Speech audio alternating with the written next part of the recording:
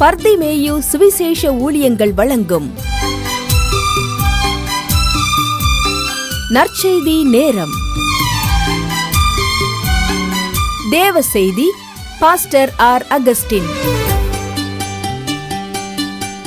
இந்த நாளில் உங்களோடு நான் பேசி வருகிறேன். மறக்க வேண்டியவைகள் என்ன என கண்வானுலே தீமை செஞ்சிருந்தாலும் நம்மால் மறக்க முடியுதா? அநேக நேரம் நாம் எத்தனையோ பாடல்களை பாடுறோம், எவ்வளவோ சத்தியங்களை கேட்கிறோம். ஆண்டவருக்குள்ளே வரும்போது நாம் சொல்கிறோம், எல்லா பழைய காரியங்களையும் ஒழிச்சிட்டையா, நான் கிறிஸ்துக்குள்ளே வந்துட்டு புது சிருஷ்டின்னு சொல்லிக்கிறோம். ஆனால் நமக்குள்ள அந்த மன்னிக்கிற அனுபவங்கள், மறக்கிற அனுபவங்கள், எவைகளை மறக்க வேண்டும்? What we have forget, what should not we forget, இதை தெரியணும். நாம் எதை மறக்க வேண்டும், எதை மறக்கக்கூடாது. we are kept in so many things in our mind from a early அல்லது younger stage. we are kept in our mind at evil things. அநேக கெட்ட காரியங்களெல்லாம் மனதில் வச்சிருக்கூடாது, மறந்துடணும், கம்ப்ளீட் டெலீட் பண்ணிடணும். அதான் கம்ப்யூட்டரில் பார்க்குறீங்களே, கம்ப்ளீட் டெலீட் அப்படிங்கிறோம்ல. ஆனால் பண்ண முடியுதா? மறக்க முடியல. நான் முதல்ல உங்களுக்கு சொன்னேன், ஏசாவுக்கு செய்த அந்த காரியத்தினாலே யாக்கோபிடத்திலே ரெபெக்காள் சொன்னாள். என்ன சொன்னா, நீ போய் செஞ்ச தவறு செஞ்சாச்சு, உன் சகோதரனுடைய கோபம் தணிகிற வரைக்கும், அது மட்டுமல்ல, நீ உன் சகோதரனுக்கு செய்ததை அவன் மறக்கிற வரைக்கும் நீ போய் தங்கியிரு. எங்கே? உன் மாமா வீட்டில். அது நடந்த பின்னாடி, கோபம் தணிஞ்ச பின்னாடி, அவன் அதை மறந்த பிறகு நான் உனக்கு ஆள் அனுப்பி உன்னை கூப்பிடுவேன். ஏன்னா ஒரே நாளில் நான் 2 பேரையும் ஏன் இழக்கணும்? இன்றைக்கி அதான் சொல்கிறேன். நம்ம வாழ்க்கையில் இந்த பூமியில் சமாதானம் இல்லாமல் இருந்து, இந்த பூமி வாழ்க்கையிலையும் நிம்மதி இல்லாமல், நித்தியத்துக்கு போகும்போது சமாதானம் எல்லாம் போயிடக்கூடாது. நாம் எப்போ அந்த நித்தியத்துக்கு போகும்போது மன நிறைவோடு, மன சந்தோஷத்தோடு ஆயத்தப்பட்டு இருக்க நாம் கற்றுக்கொள்ள வேண்டும். அப்படி இருக்கணும்னு சொன்னால் நாம் மறக்க வேண்டிய காரியங்களை மறக்கணும். இப்போ ஒரு காரியத்தை சொல்ல போகிறேன். உங்களுடைய வேதாகமத்தை தயவு செய்து எங்கே இருந்தாலும் தேடி கையில் எடுத்து ஆதியாகமங்களின் புஸ்தகத்திலே 50ஆம் அதிகாரத்திலே 16வது வசனத்தை எல்லாரும் கையில் தேடி எடுப்பீங்களா? அப்படி எல்லாரும் எடுக்கிற வரைக்கும், மகனே உன் நெஞ்சனுக்கு தாராயோ, மகனே உன் நெஞ்சனுக்கு தாராயோ, மோட்ட வாழ்வை தருவேன் இது பாராயோ, மோட்ட வாழ்வை தருவேன் இது பாராயோ. மகனே உன் நெஞ்சனுக்கு தாராயோ, மகளே உன் நெஞ்சனுக்கு தாராயோ, மோட்ட வாழ்வை தருவேன் இது பாராயோ, தருவேன் இது பாராயோ.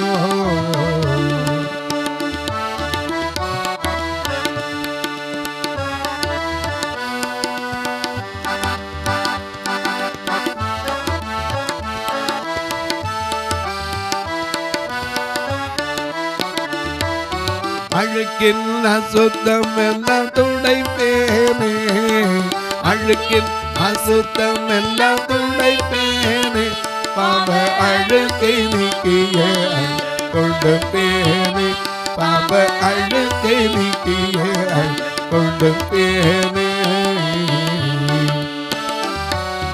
மகனே உன் நெஞ்சனுக்கு தாராயோ, மகளே உன் நெஞ்சனுக்கு தாராயோ, போட்ட வாழ்வை தருவேன் பாராயோ, வாழ்வை தருவேன் பாராயோ.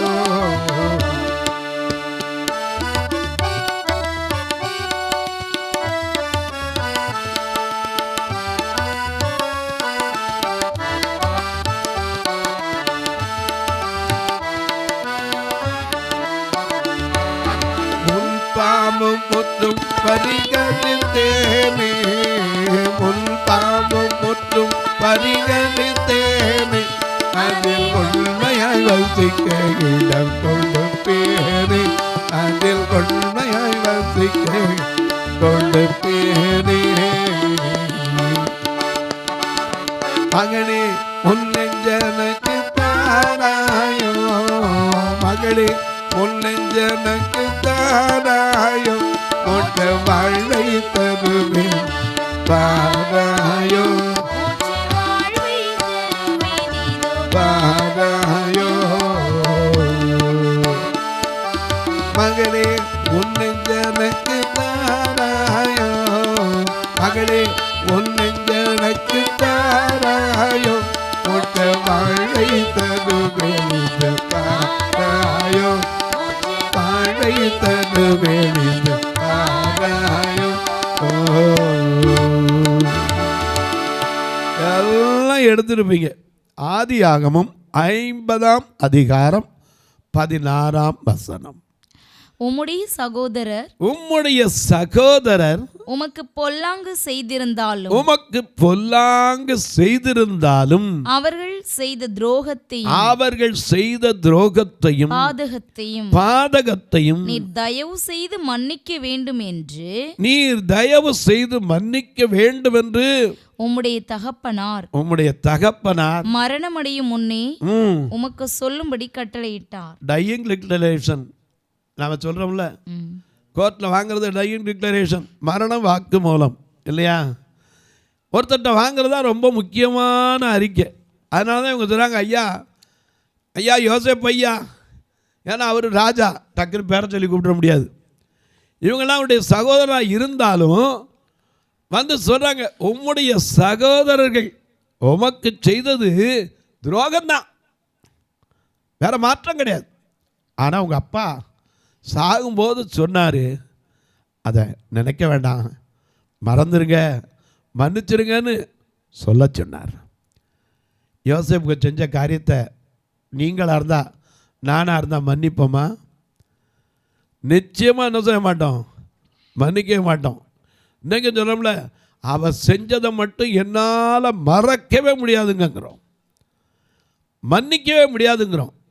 எனக்கு அன்பார்களே, மன்னிப்பவன் மனிதன் ஐயா, மன்னிக்க கற்றுக் கொடுத்தவர் தெய்வம். அப்படி நம்ம மன்னிக்காமல் இருந்திருப்பார்னா நீங்களும் நானும் இன்னைக்கு ஆண்டவருக்குள்ளே நின்றுக்கவே முடியாது. அவர் எண்ணி பார்த்தா எத்தனை இல்லையா, பாடுறோம்ல, அஞ்சி அஞ்சி தோற நின்று சஞ்சலங்களை நான் சொல்லி அலை கடல் துரும்ப போல மலைவு கொண்டேன் ஐயோ.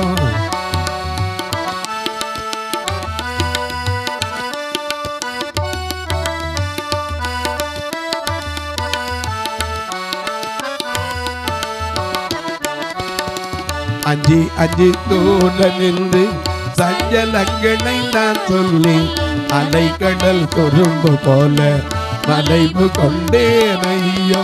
கெஞ்சி கெஞ்சி கோமில்தே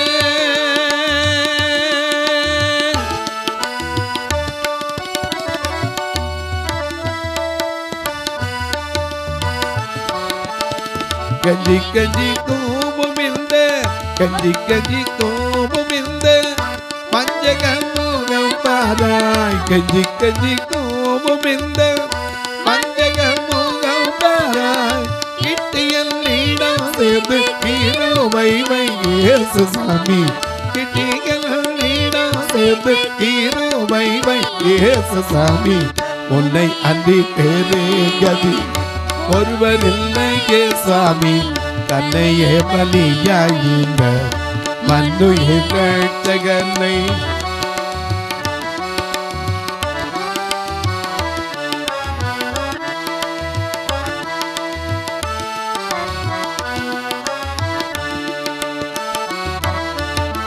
பண்ணினது ரோகமெல்லாம், பண்ணினது ரோகமெல்லாம், எண்ணினலெத்தனை கோடி பாதகத்துக்குள்ளோ இல்லை.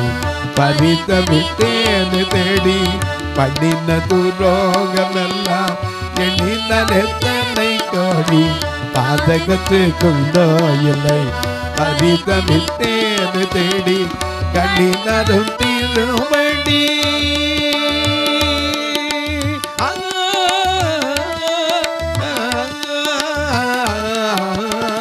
கண்ணினரும் தீரும்படி காணல் தகுமோதா கண்ணினரும் தீரும்படி காணல் தகுமோதா கடையன கருள் மூடி பாடியும் இயேசு சாமி கடையன கருள் மூடி பாடியும் இயேசு சாமி உன்னை அன்றி கதி ஒருவரில்லையே சாமி கண்ணையே பலியாயிந்த மன்னுயிர் ரட்சகனை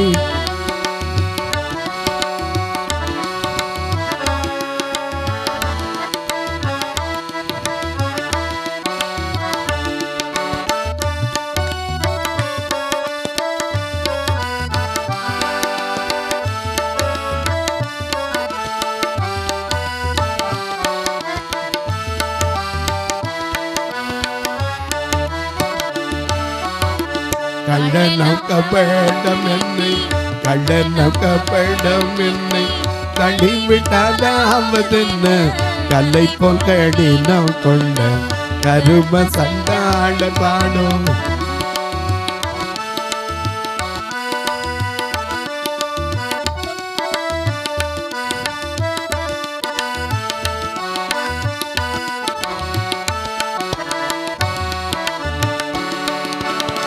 கள்ளநோக்கப்படம் என்னை தள்ளிவிட்டாலாவதென்ன கல்லை போல் கடினம் கொண்ட கரும சண்டாள பாடும் உள்ளம் கனிந்து முந்தன் முயற்சிலுமையில் வந்தார்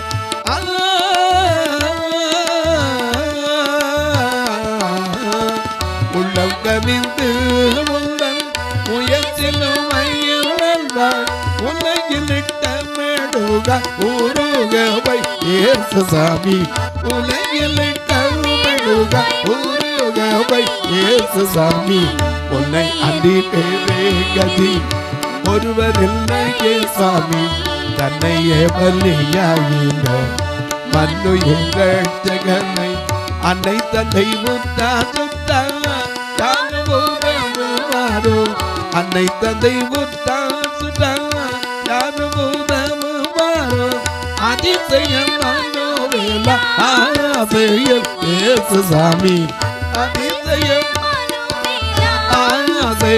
இயேசு சாமி உன்னை அன்றி பேரே கதி ஒருவரில்லையே சாமி தன்னையே பலியாயின மன்னுயிர் ரட்சகனை மன்னுயிர் ரட்சகனை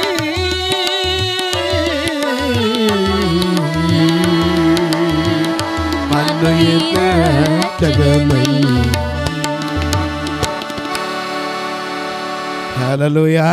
கண்பானவர்களே, நம்ம ஆண்டவர் இப்படி மன்னிக்கலைன்னா என்ன உதவி இருப்போம்? யோசேப்பிட்ட போய் சொல்றாங்க, செஞ்சது பூரா யாரு? இவங்க தானே. உங்கள் சகோதரர் வேற செஞ்சவன் யாரு? அப்பம் கூட பொய் தானா? எனக்கு அன்பானவர்களே, கோர்ட்டில் சொல்ற மாதிரி நான் சொல்லுவதெல்லாம் உண்மை, உண்மையை தவிர வேற இல்லை பொய்யா சொல்ற மாதிரி இங்கேயும் சொல்றாங்க. உங்கள் சகோதரர் உமக்கு செய்த துரோகத்தை உங்கள் அப்பா கடைசி நேரத்தில் மனசில் வச்சுக்காதப்பா, அவன்கிட்ட சொல்லுங்கப்பா, நான் சொன்னேன்னு சொல்லுங்கப்பா. ஏன்னா தகப்பன் மேலே அவ்வளோ அன்பு. அவன் பார்த்த உடனே என்ன சொன்னான், என் தகப்பன் சுகமாக இருக்கிறாரா? அதுதானே கேட்டான் யோசேப்பு. அதனால அவன்கிட்ட சொன்னான். அவன் அதுக்கு பதில் சொல்கிறான் பாருங்க. அதற்கு யோசேப்பு என்ன சொன்னாராம்? ஆதியாகமம் 50ஆம் அதிகாரத்தில் 17 ஆகையால் தகப்பனாருடைய தேவனுக்கு ஊழியக்காரராகிய நாங்கள் செய்த துரோகத்தை மன்னிக்க வேண்டும் என்று அவனுக்கு சொல்ல சொன்னார்கள். அவர்கள் அதை யோசேப்புக்கு அவர்கள் சொன்னபோது அவன் அழுதான். ஏன் தெரியுமா? அவன் மனசுல வச்சிருந்தான்னா கொஞ்ச நேரம் சிக்கல் படுத்தினார், இல்லைன்னு சொல்லலை. பாத்திரத்தை போட்டு விட்டாரு, கொண்டு வந்த காசை சாக்கிலே வச்சு விட்டாரு. கொஞ்சம் தூரம் போகிறதுக்கு முன்னாடி என் ஞான திருஷ்டியில் எங்கள் ஆள் கண்டுபிடிச்சிட்டாரு. உங்கள் சாக்கில் தான்ப்பா இருக்குது, யார் சாக்கில் இருக்கோ அவுத்து அவங்கள கொண்டு போங்கன்னு. கடைசியில் கொஞ்சம் விளையாட்டுலாம் காட்டினார். ஏன் தெரியுமா? அன்பினால் சில நேரம் தன் சகோதரனை பக்கத்தில் வச்சுக்கணுங்கிற ஆசையினால் செய்த காரியம். மற்றபடிக்கு அவளை பழி வாங்கணும்னு எண்ணம் இருந்திருந்தா அவன் இருந்த பொசிஷனுக்கு இவங்க தாண்டா என்னை வித்தவன் சொல்லியிருந்தானே என்ன ஆயிருக்கும்? ஒரு நாள் சொல்லலை. எனக்கு அன்பாலே ஆண்டவருக்கு ஊழியத்துக்கு வரும்போது நாமக்குள்ளே இந்த அனுபவங்கள்லாம் வந்துருச்சா? நான் போய் பைபிள் காலேஜ் சேரும்போது வரிசையாக கொஸ்டின் கேட்டாங்க. நீங்கள் என்ன படிச்சிருக்கீங்க? நான் சொன்னேன் +2 தான் படிச்சிருக்கேன். எதுக்காக பைபிள் படிக்க போகிறீங்கன்னா, எனக்கு அந்த நேரம் எப்படி மனசில் வந்துச்சுன்னு தெரியல. எனக்கும் அந்த இயேசு சிலுவைக்கும் சம்மந்தம் கிடையாது. நான் ஆண்டவரை அப்போ அறிஞ்சவனும் கிடையாது. நான் போகும்போது எனக்கு இயேசுனாலே என்னன்னு தெரியாது. அப்படி தான் போனேன் எங்கள் பைபிள் காலேஜுக்கு. ஆனால் கொஞ்சம் பாளையங்கோட்டை பிளைன் ஸ்கூலில் இருந்ததுனால 1-2 பாட்டு தெரியும். பைபிள் வசனம் காதில் விழுந்துருந்துச்சு. அவங்க கேட்டாங்க, எதுக்குயா ஊழியம் செய்யணும்? இயேசுக்காக ஊழியம் செய்யணுமா எதுக்குன்னு கேட்டாங்க. நீ எதுக்காக ஊழியம் செய்யணும்னு ஆசைப்படுறீங்க? பைபிள் படிக்கணும்னு ஆசைப்படுறீங்க? நான் சொன்னேன், இயேசுக்காக சாகணும்னு தான் முடிவு பண்ணோம். உடனே அப்ளிகேஷனை கொடுத்தான். வேறு ஒன்றுமே சொல்லலை. ஒரு சிலர் சொன்னால் இயேசுக்காக வாழணும். வாழ்கிறது தான் விசுவாசி இருக்கானே. நீ எதுக்கு வரணும்? சாட்சியாக நிற்கணுங்கிறக்காக தான். ஆண்டவருக்காக வைராக்கியமாக என்ன வந்தாலும் அவருக்காக நிற்பதுக்கு தான் அர்ப்பணிக்கிறோம். எனக்கு அன்பானுடைய சில வேளைகளில் கேட்குற கேள்வி, என் பக்கத்தில் இருக்க ஒருத்தர் கேட்டார், நீ என்ன ஜாதினார்? அவர் டக்குன்னு சுதாரிச்சிட்டார், நான் பரிசுத்த ஜாதினார். டக்குன்னு அப்ளிகேஷனை ஃபுல்லாக பண்ணிச்சிட்டார். எனக்கு அன்பானுடைய நல்ல கவனிங்க, கிறிஸ்தவ ஜீவியம் என்பது சாதாரண ஒரு காரியம் கிடையாது. ஏன்னா அவர் காட்டின என் மீட்பர் சென்ற பாதையில் நீ செல்ல ஆயத்தமா. நம்ம பாடுறோம்ல அந்த காலத்தில். ஏன்னா அவர் காட்டிய பாதை எது? அவர் காட்டின பாதை பொறுமை, சகிப்புத்தன்மை, மன்னிக்கிற அனுபவம், மறக்கிற அனுபவம். எவ்வளவு பெரிய இரத்தாம்பர சிவப்பையும் பஞ்சை போல மென்மையாய் மாற்றுகிற அனுபவம் தான் கிறிஸ்தவ ஜீவியத்தில் நாம் பெற்றிருக்கிறோம். யோசேப்பு அதை பெற்றிருந்தனால, இயேசுவுக்கு அடையாளமாக சொல்லப்பட்டதுனால அவன் சொன்னான், நீங்கள் எனக்கு செய்ய நினச்சது தீமை தான், ஆனால் கர்த்தர் அதை நன்மையாக மாற்றிட்டார். எப்படி நன்மையாக மாற்றினா தெரியுமா? இதே எகிப்தில் ஒரு காலம் பஞ்சம் வரும். அந்த பஞ்சத்துக்கேற்ற திட்டங்களை தீட்டி உங்களையும் காப்பாற்றுறதுக்கு என்னை முன்னமே இங்கே எகிப்து அனுப்பினாருன்னு நானே பார்க்கணும். அது மட்டுமல்ல, பயப்படாதீங்க, நான் தேவனா, நீங்கள் எனக்கு தீமை செய்ய நினைச்சீங்க, கர்த்தரோ இப்பொழுது யோசிப்பு அவர்களை நோக்கி, பயப்படாதீர்கள், பயப்படாதீர்கள், நான் தேவனா, நீங்கள் எனக்கு தீமை செய்ய நினைத்தீர்கள், நீங்கள் எனக்கு தீமை செய்ய நினை. ஏன்னா மனுஷனுடைய இருதயம் எப்பவும் என்னது? தீமை செய்ய நாடுதந்தன் இருக்கு தீமை செய்ய தாடுதந்தன் இருக்கு இருக்கு நெஞ்சமே அருள் தீர்க்கும் தஞ்சமே இருக்கு நெஞ்சமே அருள் தீர்க்கும் தஞ்சமே தீய மனதை மாற்றவா தூய ஆவி தீய மனதை மாற்றவா தூய ஆவி.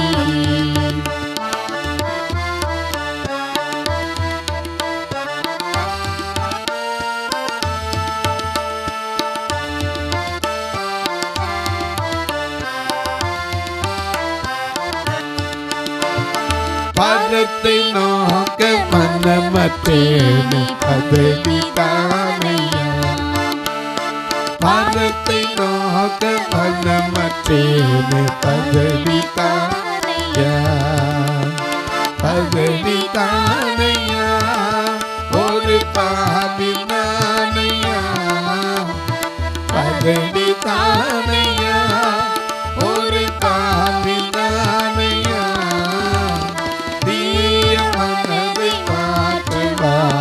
தூய ஆவி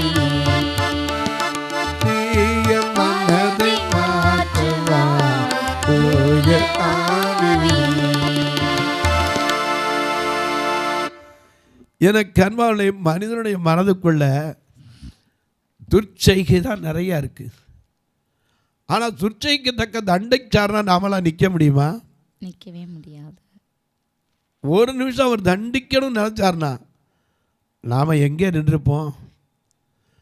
நம்மில் பாவம் இல்லை என்று சொல்லுவோம், ஆனால் நம்மை நாமே வஞ்சிக்கிறவர்களாக இருப்போம். சத்தியம் நமக்குள் இராது. பாவத்தின் சம்பளத்தை வாங்கியிருக்கணும். ஆனால் நம்ம மன்னிச்சாரே, நாம் மற்றவங்க செஞ்ச தீமையை நம்மால் மன்னிக்க முடியுதா? யோசேப்புக்கு உடன் பிறந்தவங்க தான் என்ன பண்ணினாங்க? சாப்பாடு கொண்டு வந்த சாப்பாடை வாங்கி தின்னுவிட்டு குளிரதுக்கு போட்டாங்க. கதற குளிர போட்டாங்க. எல்லாரும் உட்காந்து அங்கே ஆட்டில் ஒன்று அடித்து சாப்பிட்டுக்கிட்டு உட்காந்துருந்தான். வரும் முன்னாலே யோசனை பண்ணிட்டான், இவனை கொலை பண்ணிடுவோம், குழியில் ஓட்டுருவோம், இவன் சொன்ன காரியம் எப்படி நடந்துன்னு பார்த்துருவோம்டா. ஒருத்தன் சொன்னால் நம்ம கை படக்கூடாதுப்பா, சகோதர ரத்தத்தை சிந்தக்கூடாது, ரொம்ப அவர் பெரிய தர்மசாலி. உடனே வர்ற மீதியானியர்கிட்ட விற்று போட்டார்கள். எகிப்துக்கு போகிற வர்த்தகரிடத்தில் ஒரு 20 காசுக்கு யோசேப்பு விற்கப்பட்டான். இயேசு கிறிஸ்துக்கு யோசேப்புக்கும் 10 காசு தான் வித்தியம். முன்ன பின்ன அவரை காட்டி கொடுக்குறதுக்கு எவ்வளவு? 30 வெள்ளிக்காசு. யோசேப்புக்கு விற்றது எவ்வளவுக்கு? 20 வெள்ளிக்காசு. காணாமல் போனது 10. எனக்கு அன்பாலே ஒரு காசு. 10ல் 1. ஏழை விதவை போட்ட காணிக்க 2 காசு. 2 ராஜாக்கள் 7ஆம் அதிகாரத்தில் ஒரு கழுதை தலையின் விலை 80 வெள்ளிக்காசு. காற்படி பயிறு, புறாவுக்கு போடுகிற காற்படி பயிறு எல்லாத்துக்கும் விலை இருந்துச்சு. சிம்சோனை காட்டி கொடுக்கிறதுக்கு பெலிஸ்தியர்கள் பேசின 1100 வெள்ளிக்காசு. நியாயாதிபதிகள் 17ஆம் அதிகாரத்தில் தான் பிள்ளைக்கு அவன் சேர்த்து வச்சது எத்தனை காசு? நியாயாதிபதிகள் 17ஆம் அதிகாரத்தில் அவன் 1100. அவன் களவு வச்சுன்னு சபிச்ச உடனே இந்தாமல் எடுத்தவன் நான் தான். உடனே என் மகனை உனக்காத்தான் சேர்த்து வச்சேன், 2 காசு எடுத்து கொடுத்தா அவன் சொருபத்தை செஞ்சுவிட்டான்.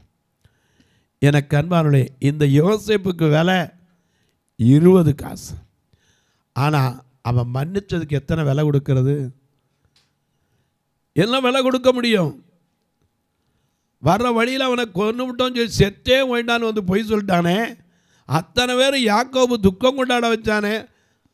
ஆனால் அவனை மன்னிச்சான். அவன் சொல்கிறான், எப்பா பயப்படாதீங்கப்பா, நான் தேவன் இல்லைப்பா, நீங்கள் எனக்கு தீமை செய்யத்தான் நினச்சிங்க, ஆனால் கர்த்தர் எப்படி மாற்றிட்டாரு? நன்மையாய் மாற்றிட்டார். ஆகையினால பயப்படாதீங்க, நான் உங்களை மட்டும் இல்லை உங்கள் குழந்தைகளையும் பராமரிப்பேன் என்றார். தொலைக்காட்சியை பார்க்கிற என் அன்பு மக்களே, இந்த நிகழ்ச்சியை நாள்தோறும் பார்க்குறீங்க, கேட்குறீங்க, பரவசம் அடைகிறீங்க, ரொம்ப நல்லது. மறக்க வேண்டிய காரியங்களை மறந்துருக்கீங்களா? மறக்க வேண்டியதை மறந்துருக்கீங்களா? ஒருவேளை உன் சகோதரன் உனக்கு விரோதமாக செஞ்சுருக்கலாம்.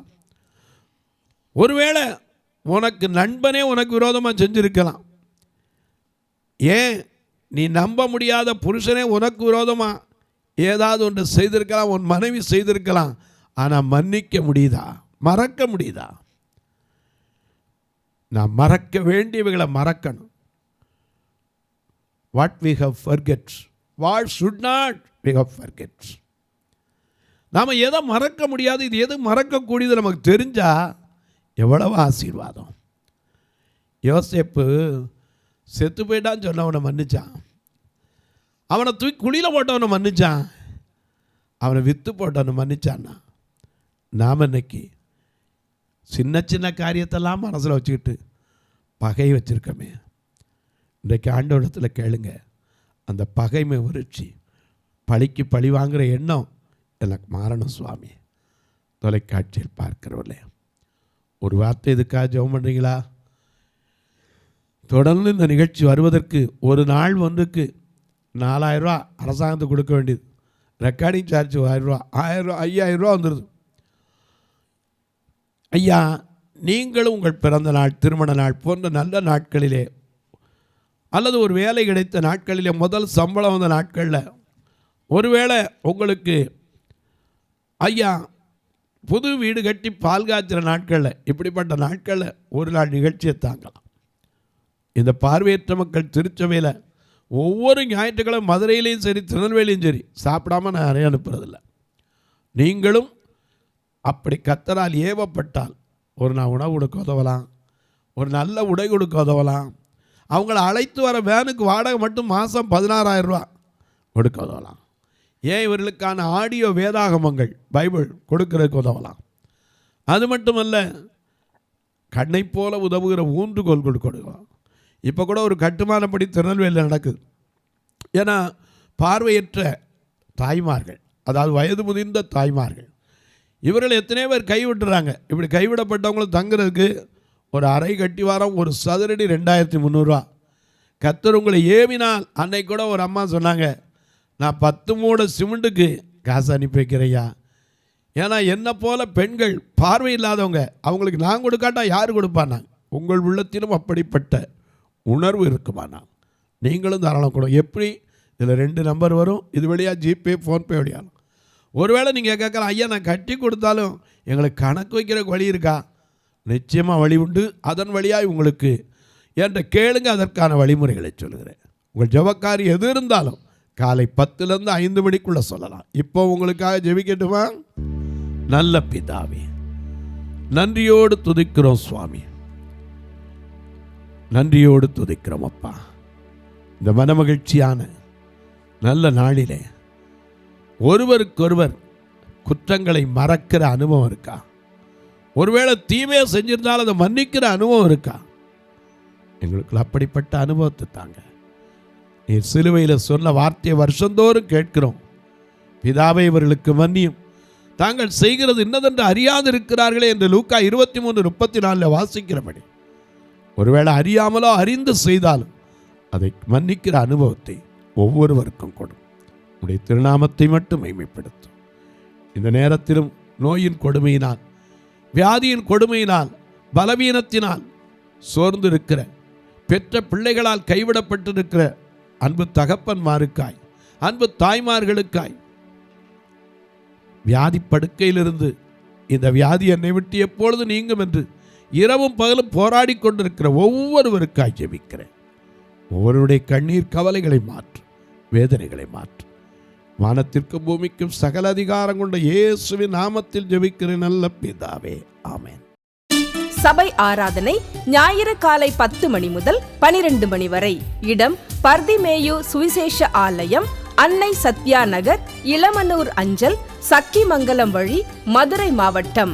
பின்கோட் 625201 மற்றும் பர்திமேயு சுவிசேஷ ஜெப வீடு, flat number 107, Eden garden, Muthur, Tirunelveli. Pin code 627011. சிறப்பு உபவாச கூட்டம் ஒவ்வொரு மாதமும் 2வது சனிக்கிழமை காலை 10 மணி முதல் 1 மணி வரை நாகர்கோவில் YMCA ஹாலில் வைத்து நடைபெறுகிறது. மற்றும் ஒவ்வொரு மாதமும் 4வது சனிக்கிழமை காலை 10 மணி முதல் 1 மணி வரை திருநெல்வேலி புதிய பேருந்து நிலையம் அருகில் உள்ள கிரேஸ் ஹாலில் வைத்து நடைபெறுகிறது. எங்கள் எல்லா ஆராதனைகளிலும் கலந்து கொண்டு தேவனை மகிமைப்படுத்த அன்பாய் அழைக்கிறோம். உங்கள் உதாரத்துவமான காணிக்கைகளினால் இவ்வூழியத்தை தாங்க விரும்பினால் R. Augustine, account number 5021364331, IFSC code IDIB 000B066, Indian bank, BP Kulam, Madurai. GPay number 9842181917, BGM ministries மற்றும் 9442559772, பிளைண்ட் மினிஸ்ட்ரீஸ் அகஸ்டின். உங்கள் தொடர்புக்கு பாஸ்டர் R. அகஸ்டின், பர்திமேயு சுவிசேஷ ஊழியங்கள், நாகமலை, புதுக்கோட்டை, மதுரை 625019. தொலைபேசி எண்கள் 9842181917 மற்றும் 9442559772. கர்த்தர் தாமே உங்களை ஆசீர்வதிப்பாராக.